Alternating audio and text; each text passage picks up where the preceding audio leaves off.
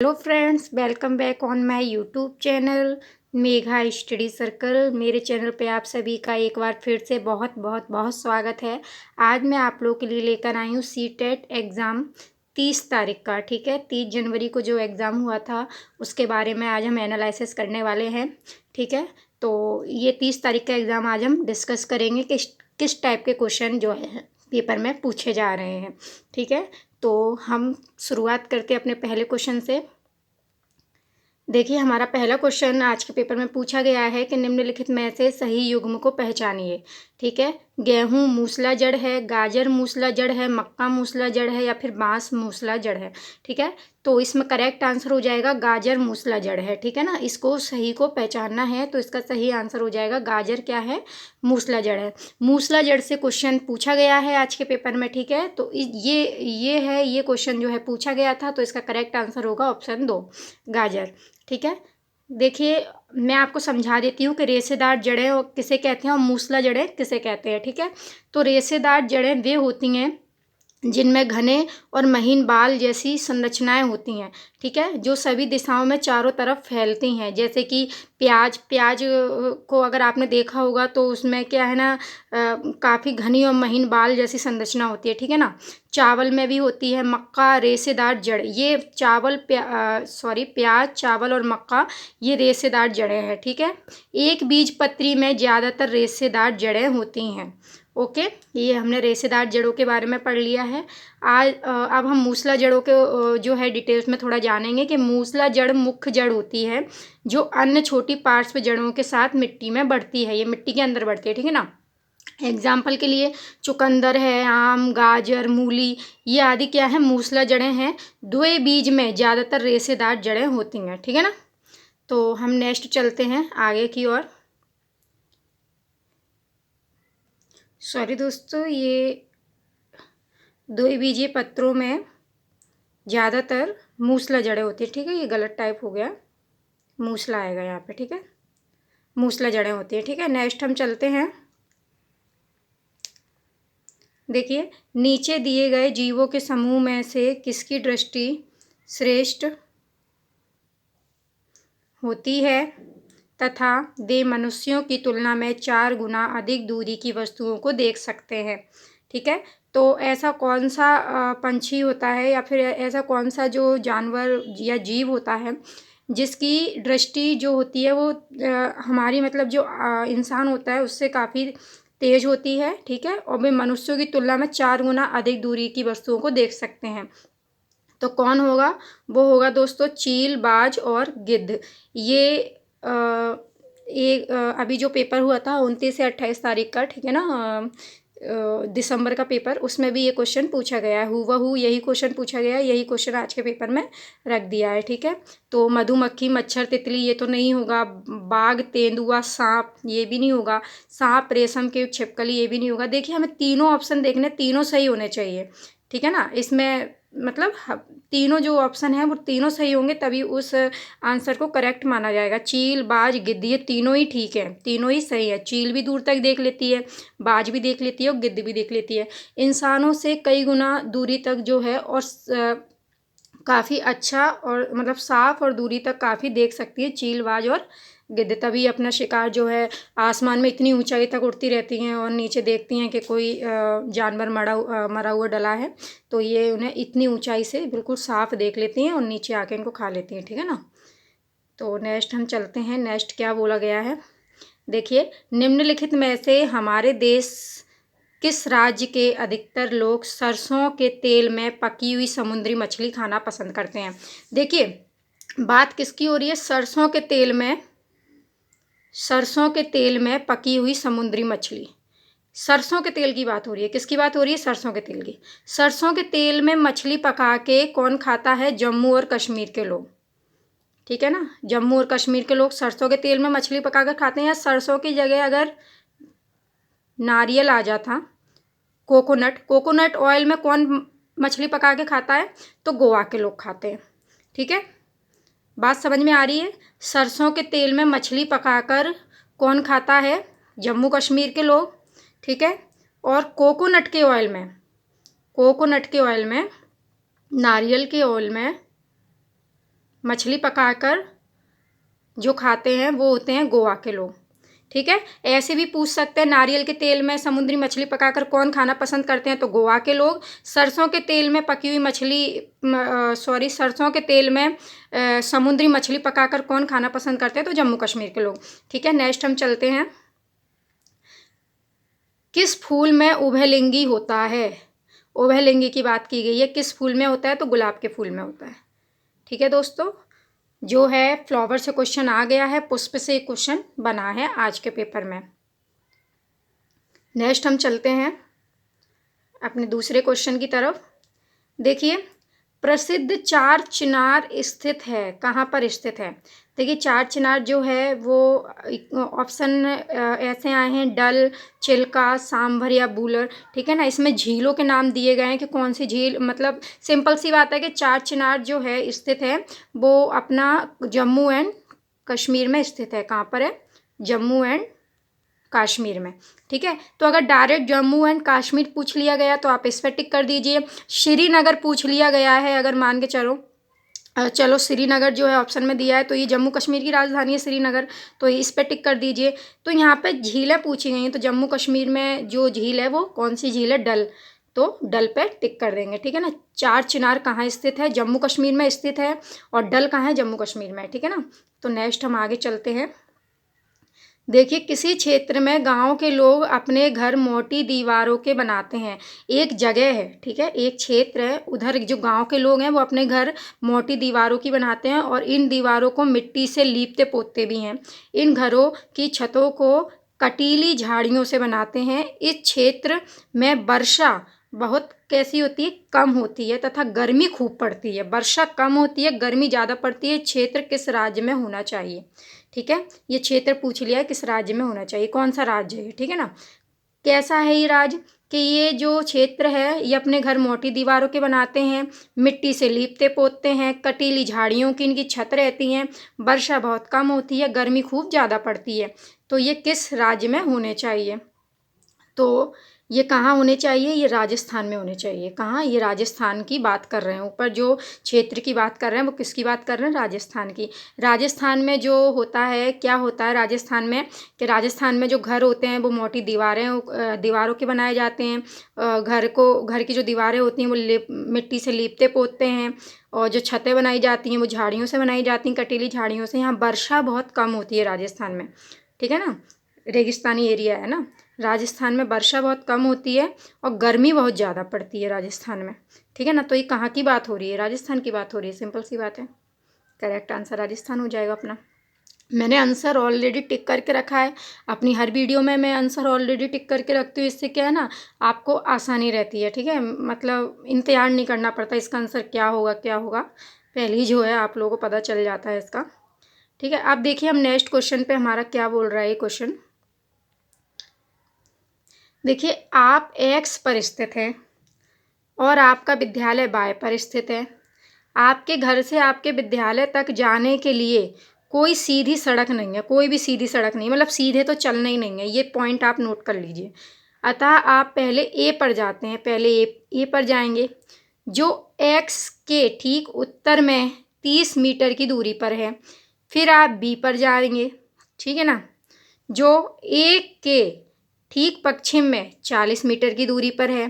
फिर आप सी पर जाएंगे, जो बी से ठीक उत्तर में 30 मीटर की दूरी पर स्थित है। और अंत में आप बाय पर यानी अपने विद्यालय पर पहुंच जाएंगे, जो सी से ठीक पश्चिम में 40 मीटर की दूरी पर है।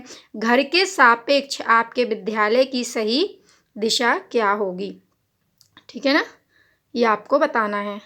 आप इसको ऐसे देख लीजिएगा, अगर आप इसको सॉल्व करेंगे पूरा तो इसका जो आएगा कि उत्तर पश्चिम होगी, सही दिशा क्या होगी? ओनली दिशा पूछी है, ठीक है ना, आज के पेपर में दिशा पूछी गई है कि इसकी सही दिशा क्या होगी, तो उत्तर पश्चिम। इसी क्वेश्चन को ऐसे भी पूछ सकते थे कि उसने टोटल कितनी दूरी तय करी है ना, तो वो भी इससे हो जाता। तो आज के पेपर में लेकिन दूरी उरी नहीं पूछी गई है, दिशा पूछी गई है। ठीक है, तो उत्तर पश्चिम इसका आंसर हो जाएगा। नेक्स्ट हम चलते हैं। देखिए, भावनात्मक किससे संबंधित है? भावनात्मक किससे संबंधित है? ये भावनात्मक अनुभूति और भावना दोनों से ही संबंधित है। ठीक है, अनुभूति भी करता है बालक, और उसके अंदर फीलिंग्स भी रहती हैं ना, भावना भी रहती है, तो भावनात्मक इन दोनों से ही जो है संबंधित है। नेक्स्ट देखिए हमारा क्या है, CNG गैस, यह क्या है? CNG गैस क्या है? तो ये मीथेन है। क्या है? मीथेन। ओके, CNG गैस के बारे में पूछ लिया है। CNG गैस मीथेन है, एथेन नहीं है, प्रोपेन नहीं है, ब्यूटेन, ये गलत हो गया थोड़ा, ठीक है ना। तो क्या है? मीथेन होगा आंसर में। क्या होगा आंसर में? Only methane. नेक्स्ट हम चलते हैं, अनेकता में एकता का प्रस्ताव किसने दिया है? अनेकता में एकता का प्रस्ताव किसने रखा? ठीक है, तो अनेकता में एकता का प्रस्ताव महात्मा गांधी ने नहीं रखा है, सुभाष चंद्र ने भी नहीं रखा है, बाल गंगाधर तिलक ने भी नहीं रखा है।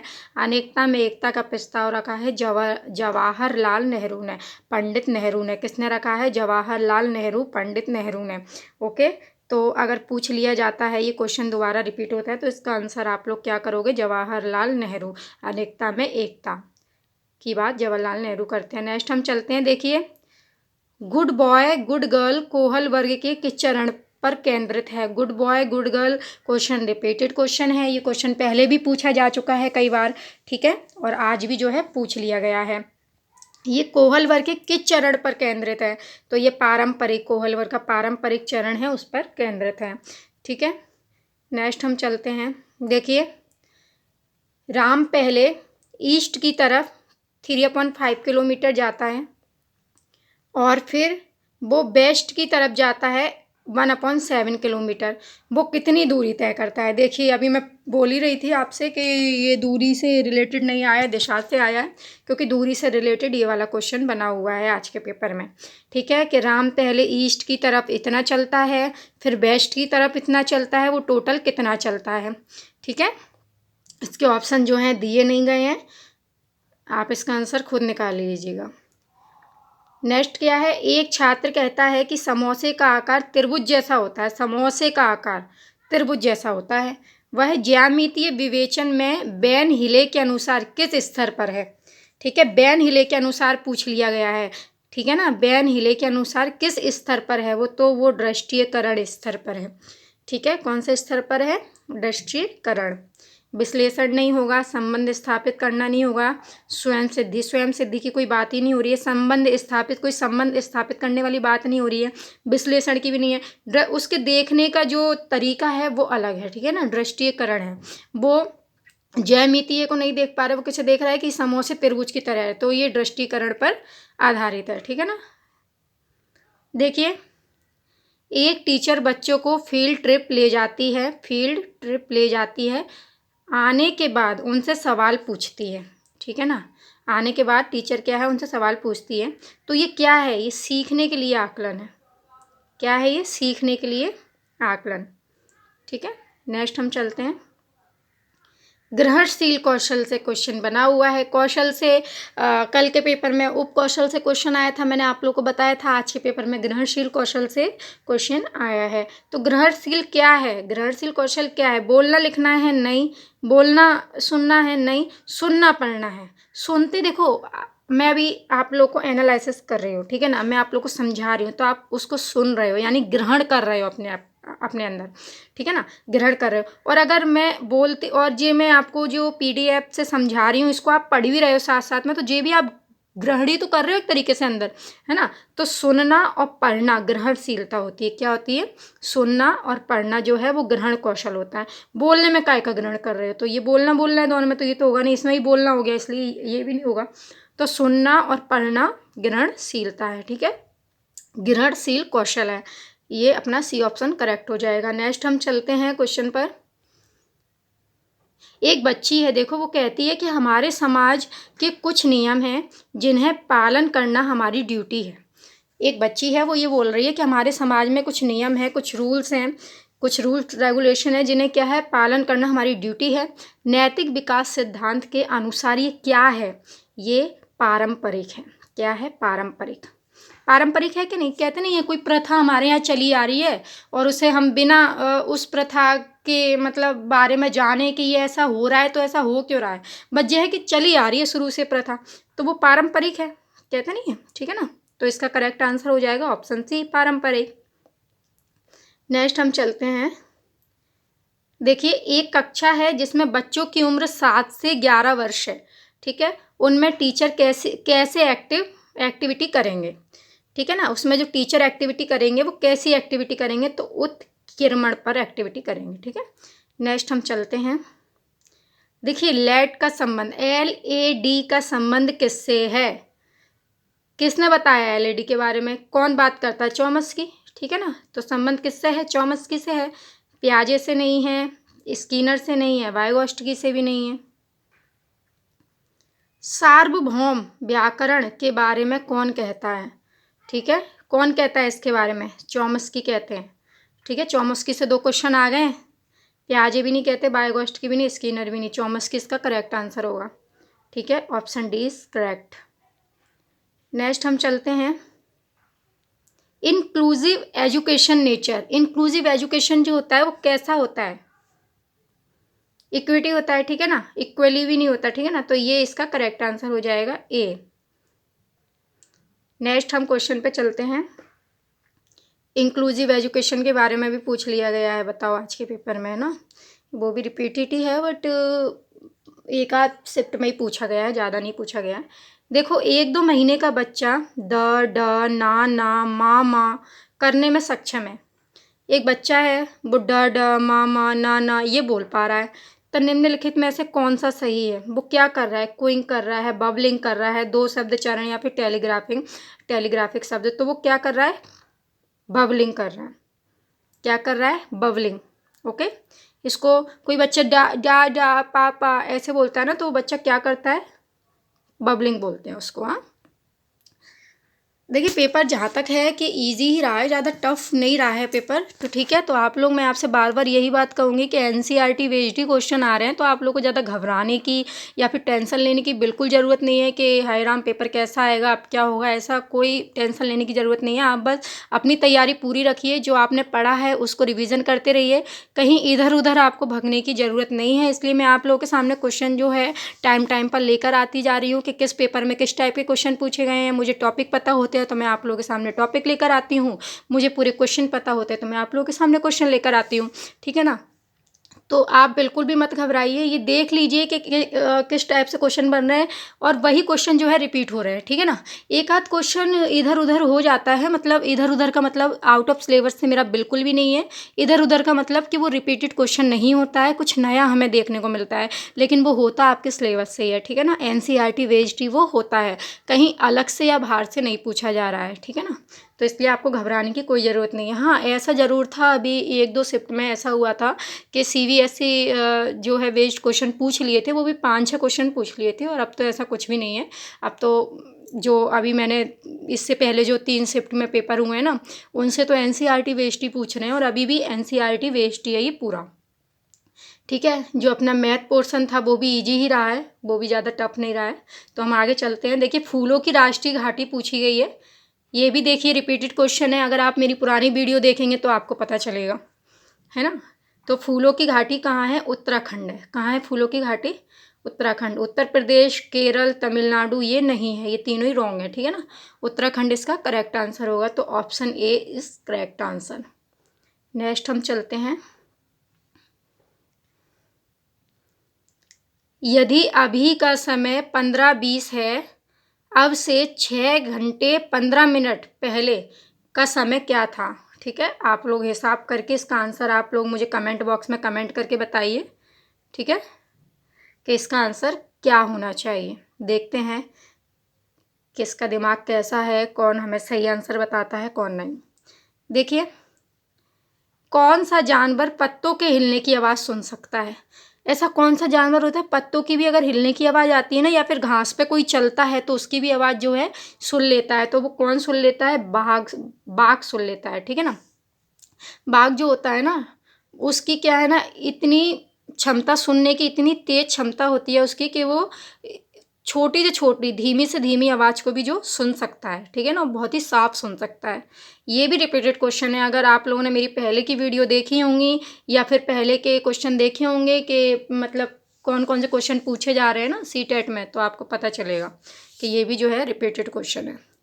घबराने वाली बात नहीं है, क्वेश्चन रिपीटेड ही आ रहे हैं, ये है टॉपिक वही रहता है, थोड़ा घुमा घुमा के पूछ लेते हैं कि जैसे कि अभी ऐसे पूछ लिया है कि पत्तों के हिलने की आवाज़ कौन सुन लेता है, ठीक है ना, तो बाघ सुन लेता है। और अभी पहले के मैं पूछा था कि घास पे चलने तक की आवाज़ कौन सुन लेता है, तो बाघ सुन लेता है। तो बाघ से रिलेटेड क्वेश्चन है लेकिन थोड़ा घुमा दिया है, ठीक है ना। तो आपको घबराने की कोई ज़रूरत नहीं है, अपनी तैयारी पे ध्यान, मतलब जो तैयारी है आपकी उसको रखिए अच्छे से, और बिल्कुल टेंशन फ्री होके जो है पेपर देने आप लोग जाइए, क्योंकि दिमाग में टेंशन रहेंगी ना कि हाय कहाँ से आ रहा है क्या आ रहा है, तो वो जो पहले का भी याद है आपको वो भी आप सब कुछ भूल जाएंगे। तो हम देखिए आगे बढ़ते हैं कि वह कौन सा पंछी है जो मरे हुए जानवर को खाकर पृथ्वी की सफाई करता है। ये सेम कल का क्वेश्चन हुबहू पूछा गया है, कल भी यही क्वेश्चन पूछा गया था कल, लेकिन आज इस तरीके से पूछा गया है क्वेश्चन। कल पूछा गया था कि मैं एक ऐसा पंछी हूँ जो मरे हुए जानवर को खाता हूँ और इन्वायरमेंट को साफ रखता हूँ और मैं बहुत ऊंची उड़ान उड़ता हूँ, मैं कौन हूँ, ठीक है ना, इस टाइप से था। और देखिए, और अब इस टाइप से पूछ लिया कि वह कौन सा पंछी है जो मरे हुए जानवर को खाकर पृथ्वी की सफाई करता है, ठीक है। क्वेश्चन वही है, घुमा के पूछ लिया गया है। तो उल्लू नहीं है वो, मैना भी नहीं है, कौवा भी नहीं है, इन तीनों में से कोई भी नहीं है, वो है गिद्ध। कौन है वो? गिद्ध। गिद्ध ऐसा है जो, गिद्ध की आँखें मतलब गिद्ध की दृष्टि इतनी तेज होती है कि वो इतना ऊंचा उड़ता है, हम लोग को नहीं दिखता वो, क्योंकि हमारी हमारी इंसानी आँखें है ना, हमारी दृष्टि इतनी तेज नहीं है कि हम गिद्ध को देख सके ऊपर उड़ता हुआ। जब वो उड़ता है तो हम उसे नहीं इतना साफ देख सकते, लेकिन गिद्ध क्या है, हमें बिल्कुल साफ साफ देख सकता है, क्योंकि हमारे मुकाबले उसकी दृष्टि काफ़ी तेज होती है, ठीक है ना। तो वो मरे हुए जानवरों को नीचे देख लेता है कि ये जानवर मर गया है, इसको मुझे खाना है, और नीचे आके वो जानवरों को खा के, जो इन्वायरमेंट हमारा प्रदूषित हो रहा था मरे हुए जानवर के कारण, तो उसको क्या है, इन्वायरमेंट को साफ भी रखता है गिद्ध, ठीक है ना। तो हमारे लिए काफ़ी हेल्पफुल रहता है गिद्ध इन्वायरमेंट के लिए। तो नेक्स्ट हम चलते हैं, देखिए जीन पियाजे से क्वेश्चन फिर पूछ लिया गया है। जीन पियाजे का जो है, आप जीन पियाजे थ्योरी पूरी पढ़कर जाइए, ठीक है ना। कहीं स्कीमा से क्वेश्चन पूछ लेता है, कहीं थ्योरी से पूछ लेता है, कहीं मतलब जीन पियाजे की जो अवस्थाएं हैं उनसे क्वेश्चन पूछ लेता है। जीन पियाजे से क्वेश्चन सीटेट पूछ रहा है। तो आज क्या पूछा गया है कि जीन पियाजे के संज्ञानात्मक विकास के सिद्धांत के किस अवस्था से क्वेश्चन पूछ लिया है। देखिए आज किससे पूछ लिया? अवस्था से, कि किस अवस्था में बच्चों में माप तौल की समझ विकसित हो जाती है। बच्चे माप तौल समझ लेते हैं, मतलब ठीक है ना, मापना तौलना समझ जाते हैं बच्चे, ठीक है। तो कौन सी अवस्था होती है वो? मूर्त संक्रियात्मक अवस्था, ठीक है। औपचारिक अवस्था नहीं होगी और पूर्व संक्रियात्मक अवस्था भी नहीं होगी।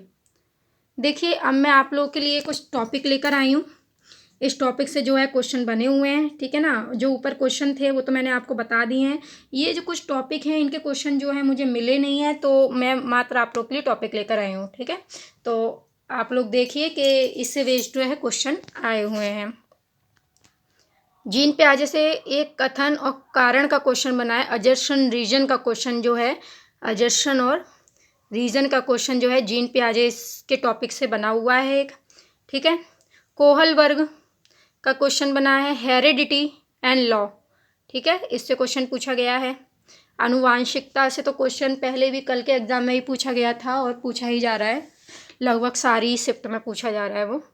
वायगोष्ठिकी से 3 से 4 क्वेश्चन बने हैं, देखिए आप, वायगोष्ठिकी से 3 से 4, बताओ 15 क्वेश्चन तो पेडागोजी में आते ही हैं, ठीक है ना। टोटल नहीं कह रही हूँ मैं, एक सब्जेक्ट में कह रही हूँ, 15 क्वेश्चन आते हैं। तो अगर एक सब्जेक्ट में तो खैर नहीं पूछे गए होंगे, 3 से 4 एक ही सब्जेक्ट में, मतलब अलग अलग पूछे गए होंगे, फिर भी अगर आप एक टॉपिक पढ़ के जाएंगे, वायगोष्ठिकी मान के चलिए आप एक टॉपिक पढ़ के चले गए, ठीक है ना, इनकी थ्योरी आप पढ़ के चले गए, तो आपके 3 से 4 नंबर तो पक्के ही पक्के हैं, क्योंकि इसी टॉपिक से पूछा जा रहा है, इसी थ्योरी से पूछा जा रहा है ना। तो आप जीन पियाजे, वायगोष्ठिकी, कोहल वर्ग, ठीक है ना, ये कुछ गिने चुने हैं, स्किनर, चॉम्स्की, हार्वर्ड गार्डनर, ठीक है ना, ये कुछ गिने चुने जो वैज्ञानिक हैं, आप इनकी थ्योरी को अच्छे से पढ़कर जाइए, ठीक है ना, डिटेल्स इनकी अच्छे से पढ़कर जाइए, इससे क्वेश्चन बन रहे हैं। अब देखिए जेंडर बेस्ड क्वेश्चन आया है, जेंडर से क्वेश्चन बना हुआ है, ठीक है ना। जेंडर से क्वेश्चन, जैसे कि एक बच्चा है वो रो रहा है तो उसके पापा बोलते हैं बेटा आप क्यों रो रहे हो, रोती रोती तो गर्ल्स लोग हैं, आप क्यों रो रहे हो, ठीक है ना। तो ये जेंडर बेस्ड क्वेश्चन हो जाते हैं कि बॉयज़ ये करेंगे गर्ल्स ये करेंगे, ठीक है ना। लैंगिक रूढ़िवादिता बोल देते हैं जिसको, उस टाइप का कोई क्वेश्चन बना होगा इसमें। देखिए ADHD से क्वेश्चन बना हुआ है। ADHD क्या है, ये ध्यान विकार समस्या है, ठीक है ना। मतलब बच्चे अटेंशन में कमी होती है बच्चों में, ठीक है। किस में कमी होती है, अटेंशन में। क्रिटिकल थिंकिंग से क्वेश्चन बना हुआ है। देखिए नेक्स्ट हमारा क्रिटिकल थिंकिंग से जो है हमारा क्वेश्चन बना हुआ है, ठीक है। पैसेज अब देखिए, अगर हिंदी की बात करते हैं हम, हिंदी में आ जाते हैं तो हिंदी में क्या है, पैसेज आया है किससे, सामाजिक प्राणी से। एक सामाजिक प्राणी से पैसिव आया है। पोयम पूछी गई है, प्रकृति से पोयम आई है, इनसे रिलेटेड कुछ क्वेश्चन आए होंगे। सामाजिक प्राणी टॉपिक होगा, पैसिव होगा, ठीक है ना। उस पर क्वेश्चन बने होंगे कि इसका उपसर्ग क्या होगा, इसका प्रत्यय क्या होगा। तो उपसर्ग और प्रत्यय भी पूछे गए हैं, लिख नहीं पाई हूँ मैं, उपसर्ग और प्रत्यय, ठीक है, ये भी पूछे गए हैं।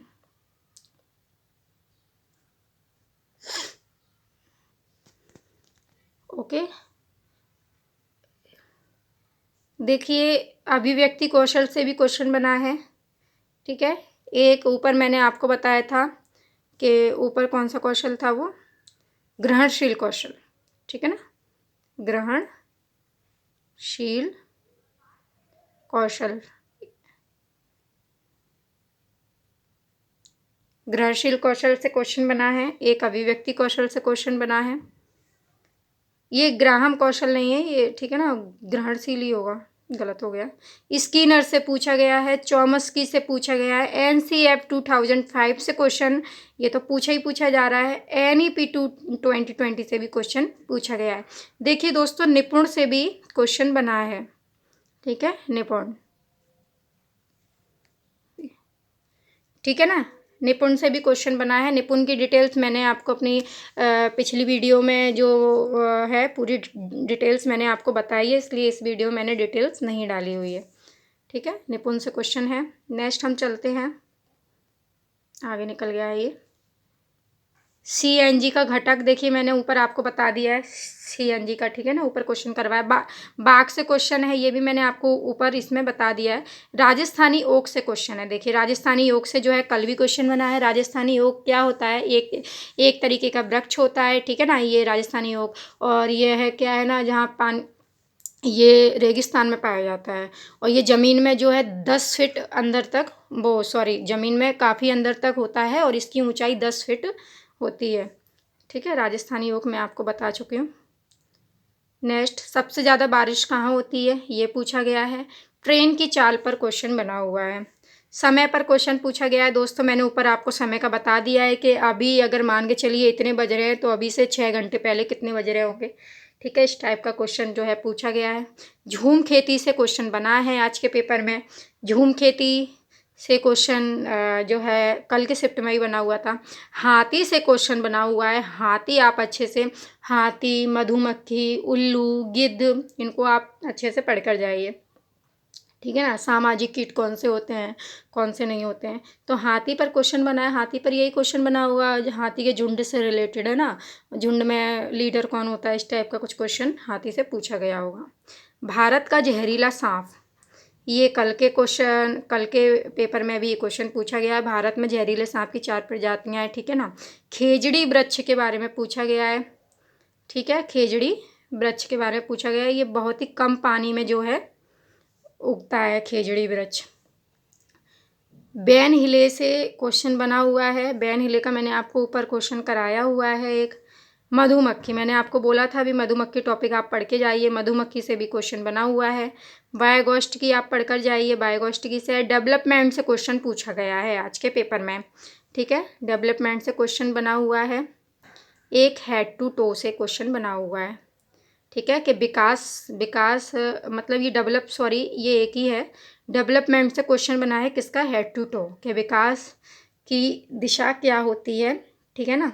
तो एक तो केंद्र से बाहर की ओर होती है और एक हेड टू टो होती है, सिर से पैर की ओर, ठीक है। पेरीफेरी और सेफेलोकॉर्डल 2 होती हैं, ठीक है ना। तो ये डेवलपमेंट से ये क्वेश्चन हेड टू टो का बना हुआ है। हेड टू टो क्वेश्चन जो है रिपीटेड है, ये अभी से कई सारी शिफ्ट में जो है पूछ लिया गया है। तो ये था हमारा आज का पेपर। नीचे भी और है क्या? नहीं है, ख़त्म हो गया है। ये हमारा आज का पेपर, आप इसको देख लीजिए। और हाँ, जो मैंने आपको क्वेश्चन कमेंट करने के लिए बोला है उसको कमेंट ज़रूर कीजिएगा। देखते हैं उसका आंसर कौन क्या देता है, कौन सही देता है, कौन गलत देता है। आप यही समझ लीजिए कि आपके एग्ज़ाम में वो क्वेश्चन आया ही है। अगर आता तो आप उसका आंसर ए देते, बी देते, सी या डी, जो देते आप मुझे कमेंट बॉक्स में कमेंट करके बता सकते हैं। तो आज की वीडियो में बस इतना ही। आपको हमारी वीडियो कैसी लगती है प्लीज़ कमेंट बॉक्स में हम कमेंट करके ज़रूर बताइए। और मैं किस टाइप की जो है वीडियो डालूं, और है ना पेपर से रिलेटेड आप मुझसे क्या क्या पूछना चाहते हैं वो भी आप मुझसे कमेंट बॉक्स में कमेंट करके पूछ सकते हैं। तो अगर आपको मेरी वीडियो अच्छी लगी हो तो वीडियो को लाइक ज़रूर कीजिएगा। और अभी तक अगर आपने मेरे चैनल को सब्सक्राइब नहीं किया है तो प्लीज़ मेरे चैनल को सब्सक्राइब कीजिए और बेल आइकन प्रेस ज़रूर कीजिए, जिससे कि मैं जो और वीडियो आप लोगों के सामने लेकर आती हूँ और वीडियो जो मैं आप लोगों के लिए डालती रहती हूँ वो सबसे पहले उसका नोटिफिकेशन आप तक आए, ठीक है। तो ये वीडियो जो है आप लोगों के लिए, आपके एग्ज़ाम के लिए काफ़ी हेल्पफुल होंगी। अब सीटेट के एग्ज़ाम ज़्यादा नहीं बचे हैं, बस फेब में और होने हैं, ठीक है ना। तो आप मन लगाकर अपनी अच्छे से तैयारी कीजिए, अच्छे से पढ़िए, ठीक है। मैं प्रे करूँगी कि आप लोगों के पेपर सबके अच्छे जाएँ, ठीक है। तो आज की वीडियो में बस इतना ही। Thank you, bye.